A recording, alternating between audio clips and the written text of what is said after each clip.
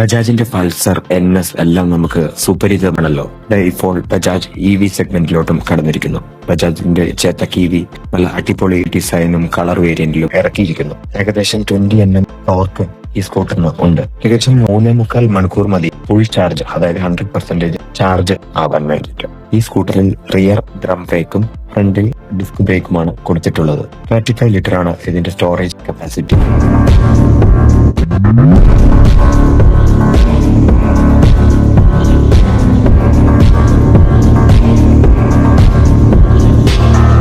C250 urban premium എന്നീ വേരിയന്റുകളിൽ ലഭ്യമാണ്. ഈ ചെക്ക് ഇലക്ട്രിക് സ്കൂട്ടറിന്റെ പ്രൈസ് റേഞ്ച് വരുന്നത് 90,000 to 1,40,000 ആ റേറ്റിലാണ്.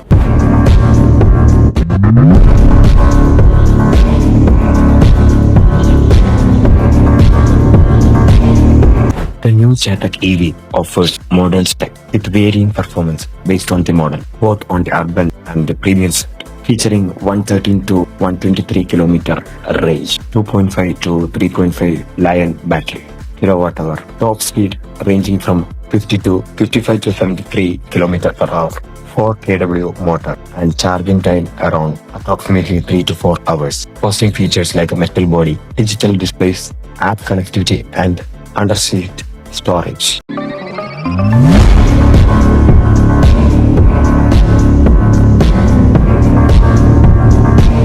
ബജാജിന്റെ പൾസർ, NS എല്ലാം നമുക്ക് സുപരിചിതമാണല്ലോ.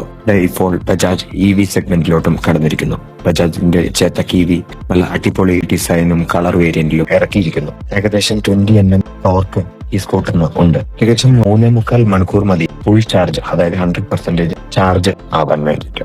ഈ സ്കൂട്ടറിൽ റിയർ ഡ്രം ബ്രേക്കും ഫ്രണ്ടിൽ ഡിസ്ക് ബ്രേക്കുമാണ് കൊടുത്തിട്ടുള്ളത്. 35 ലിറ്റർ ആണ് ഇതിന്റെ storage capacity.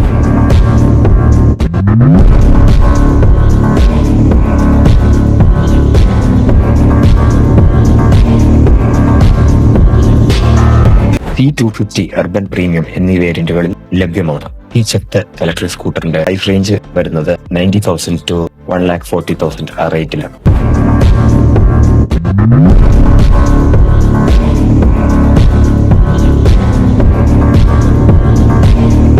The new Chetak EV offers modern spec with varying performance based on the model, both on the urban and the premium side. Featuring 113 to 123 kilometer range, 2.5 to 3.5 Lion battery, kilowatt-hour, top speed ranging from 50 to 55 to 73 kilometer per hour, 4 kW motor, and charging time around approximately 3 to 4 hours. Boasting features like a metal body, digital displays, app connectivity, and under-seat storage.